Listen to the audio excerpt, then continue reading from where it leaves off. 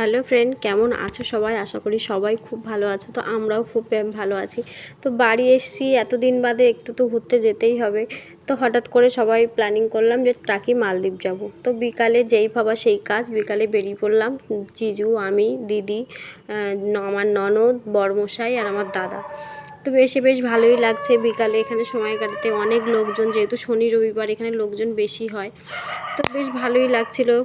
এখানে দিদি বললো চল বোন একটু এখান থেকে ঘুরে আসি। তো নিচে নেমে দেখছি এখানে কত সুন্দর সবাই বোটিং করছে। বেশ ভালোই লাগছিল। যত সন্ধে হচ্ছে চারিদিকে লাইটিংটা আরও সুন্দর লাগছিল। তো বাচ্চাদের জন্য আমাদের আর বোটিং করা হয়নি, তারা প্রচুর দৌড়াচ্ছিল। তো দিদি এখানে এসে বললো বনু আমাকে একটু ফটো তুলে দে। তো দিদিকে একটু ফটোও তুলে দিলাম আর একটু ছবিও তুলে এই ভিডিওও করে নিলাম।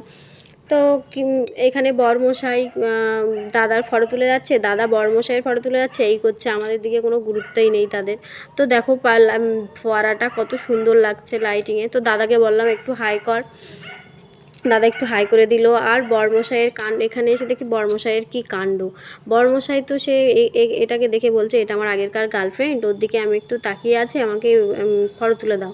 আর আমার দিদির ছেলে তো আর একজনা, সে এসে বলছে এই আমার দিকে তাকাও, আমার দিকে তাকাও। আর এখানে দেখো বলছে আমাকে শুধু দোল দাও, আমাকে শুধু দোল দাও, বেশ মজা লাগছে, সে শুধু এটাই বলে যাচ্ছে। তো একে দেখে সেই ছোটোবেলার কথাই মনে পড়ে আর কি, দোলনায় দোলার কথা। তো বেশ ভালো লাগছিল।